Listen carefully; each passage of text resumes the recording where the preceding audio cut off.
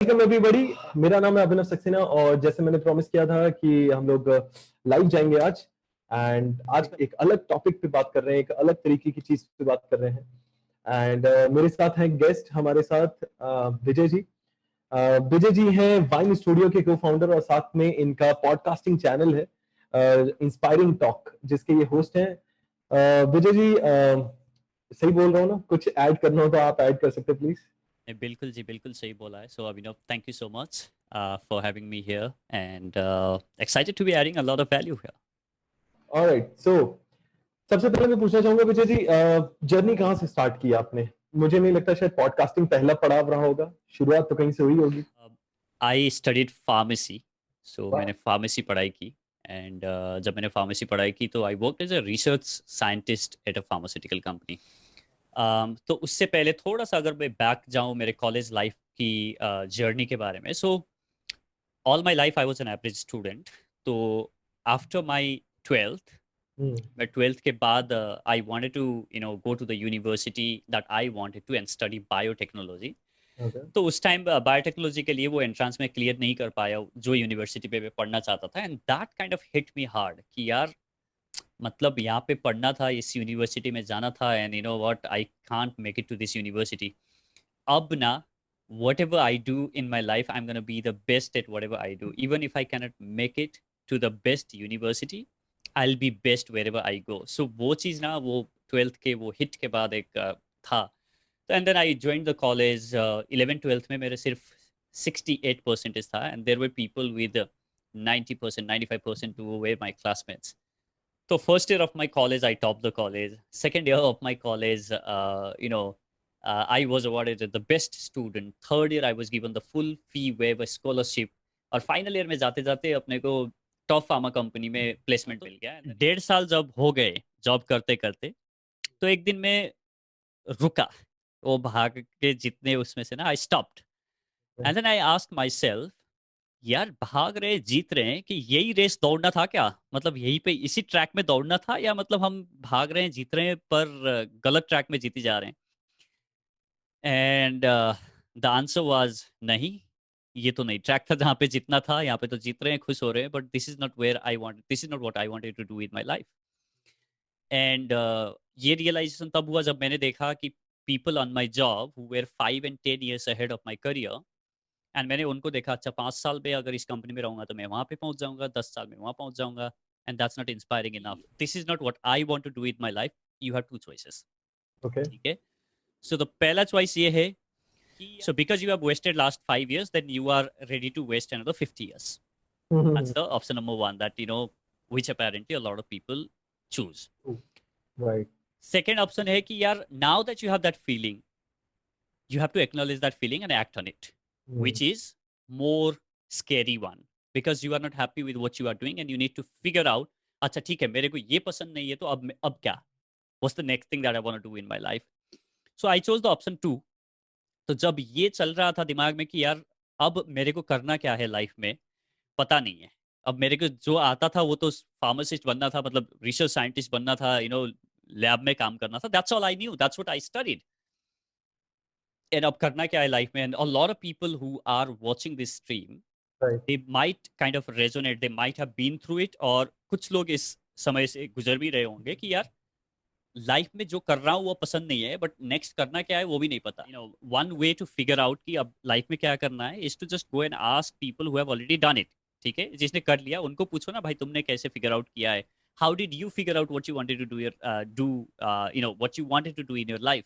Right. तो वो figure out करना है। तो देन आइडिया दिमाग में था कि अब ना मैं एक काम करता हूँ, I just go and talk to people and then ask them, successful people, and ask them कि यार, आपने कैसे फिगर आउट किया कि लाइफ में क्या करना था, और आपने वो अपना लाइफ का पैशन कैसे वो किया?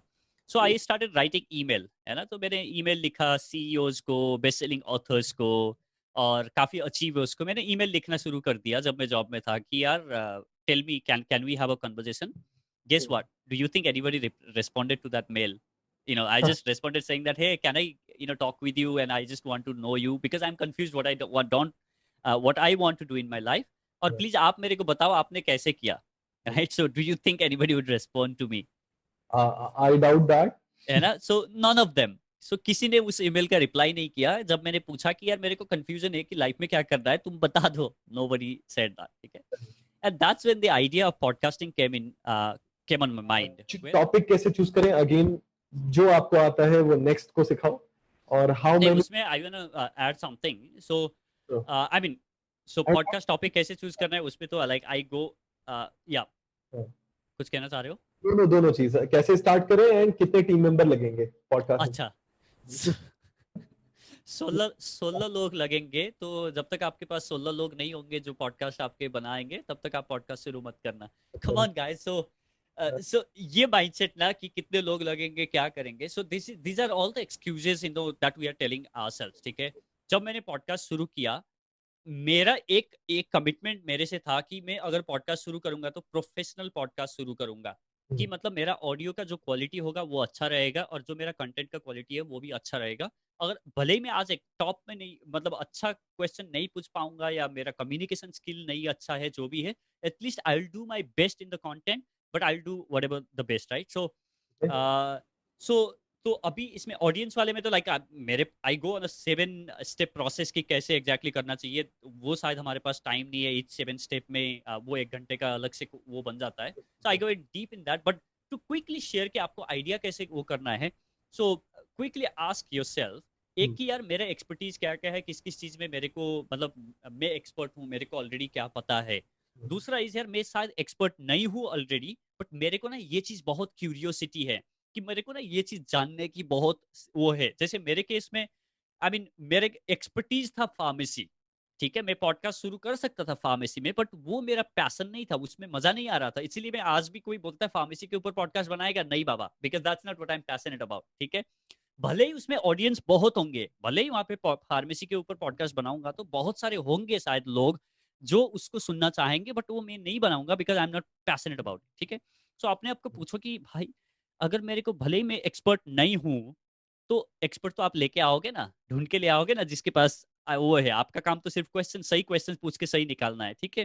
तो आप किस चीज में सीखना चाहते हो, what is it that you are passionate about, और नेक्स्ट चीज is how would you like to go about, and where would you like to see yourself in the next 2 years, कि आप नेक्स्ट 2 या 2.5 साल में आप अपने आप को कहाँ देखना चाहते हो, किस चीज के बारे में जाना जाना चाहते हो, राइट।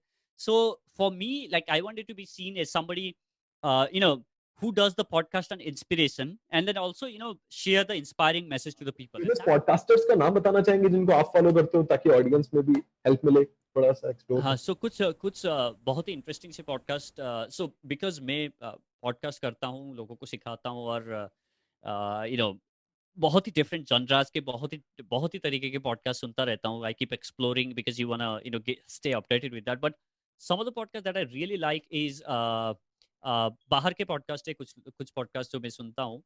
एक तो है, there is this podcast called, जो मेरे को बहुत ही अच्छा मजा आया सुन के, ट्रू क्राइम पॉडकास्ट है, जो क्राइम बेस्ड पॉडकास्ट है, उसका नाम है डर्टी जॉन करके एक पॉडकास्ट है। बहुत ही गजब का सीरीज है, मतलब it's audio fiction, audio real crime podcast है।